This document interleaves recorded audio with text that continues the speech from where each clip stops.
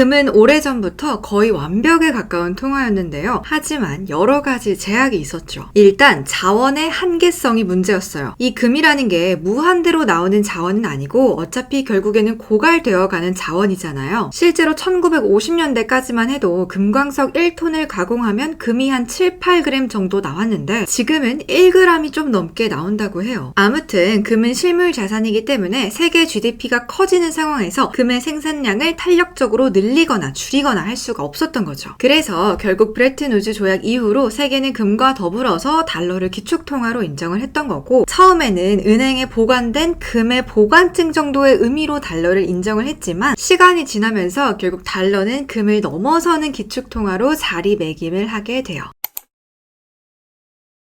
달러는 언제든 찍어낼 수 있는 명목 화폐였기 때문에 당연히 금보다는 보유 욕구가 떨어질 수밖에 없었겠죠. 그래서 그 욕구를 대체해주기 위해서 명목 화폐에 이자라는 것을 주기 시작합니다. 정말 매력적인 조건이 붙은 거죠. 금은 이자도 안 주고 좀 과도하게 세금까지 붙잖아요. 그래서 사람들은 자연스럽게 완벽한 화폐로서의 금을 잊고 점차 달러를 선호하기 시작한 거예요. 자, 그렇다면 이 매력적인 이자, 그러니까 금리와 돈은 어떤 연결고리로 이어져 있는 걸까요? 자, 이해하기 쉽게 비유를 바로 들어보면 돈이 말이라면 금리는 그 말을 통제하는 고삐라고 생각을 하시면 됩니다. 돈을 어느 방향으로 향하게 할지를 결정할 수 있는 것이 금리라는 말이 되겠죠. 자, 일단 아주 중요한 정리를 하나 하고 오늘 해드릴 얘기로 넘어갈게요. 금리를 높인다는 것은 돈의 힘을 강하게 만든다는 것을 의미하고, 돈의 방향을 시장에서 은행으로 향하게 합니다. 반대로 금리를 낮춘다는 것은 돈의 힘을 약하게 한다는 것을 의미하고, 이건 돈의 방향을 은행에서 시장으로 향하게 합니다. 물론 이론적으로만 그렇다는 말이고요. 실제에서는 무조건 그렇지 않다는 거 다들 아시죠?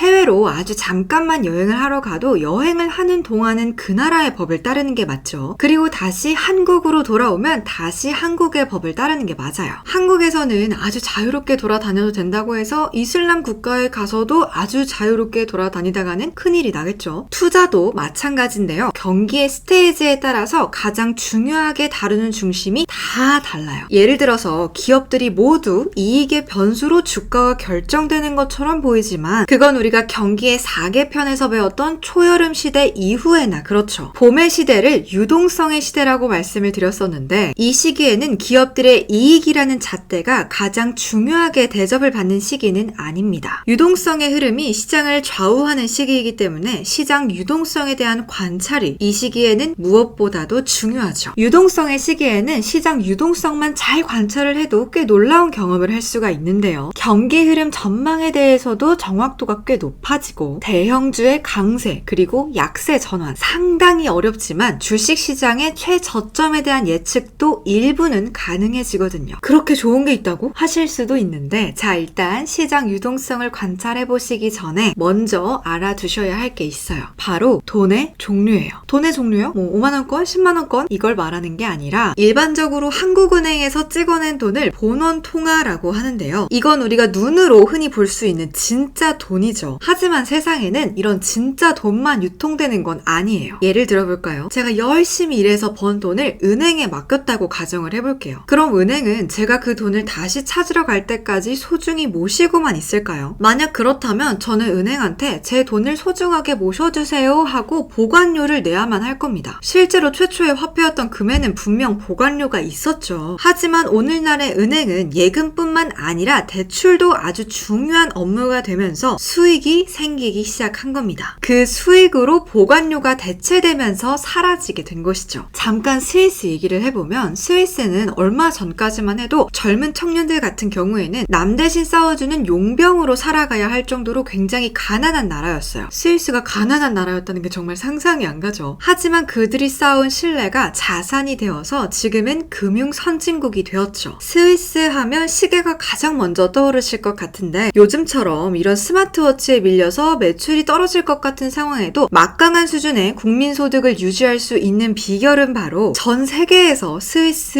은행에 맡겨둔 돈을 활용해서 막대한 수익을 낼 수 있기 때문일 겁니다. 은행은 고객으로부터 받은 예금을 돈이 필요한 회사에다가 빌려주겠죠. 그 돈을 빌린 회사가 회사 창고에다가 돈을 고이 모셔두려고 빌린 것이 아니라 경제적인 활동을 위해서 빌린 것이라면 어떻게 하든 그 빌려온 돈은 다시 시장에 뿌려질 거예요. 은행으로부터 빌린 돈으로 원자재 값으로 지급을 할 수도 있겠고 혹은 어떤 일에 대한 인건비로 지급을 할 수도 있겠고 아니면 설비 투자에 대해서 지출을 할 수도 있겠죠. 이처럼 은행에서 빌린 돈은 대부분 바로 시장에 다시 나오게 되는데요. 그 돈은 애초에 한국은행에서 새롭게 찍어낸 돈이 아니죠. 은행이라는 매개를 통해서 만들어진 새로운 유동성이에요. 만약 회사가 은행에서 빌린 돈으로 기계 설비를 샀다면 그 기계를 납품한 사람은 분명 돈을 받았을 거고 그 사람의 계좌로 송금이 되겠죠. 그러니까 은행에서 빌려간 돈은 결국 다시 은행으로 돌아가는 거예요. 그러면 또 은행은 이 돌아온 돈을 은행에 그대로 모셔둘 이유가 없고 곧장 필요한 사람에게 또다시 대출을 해줄 수 있게 되는 거죠. 이런 일이 반복이 될수록 처음 찍어낸 본원통화 이외에 은행 거래를 통해서 창출되는 추가적인 유동성이 계속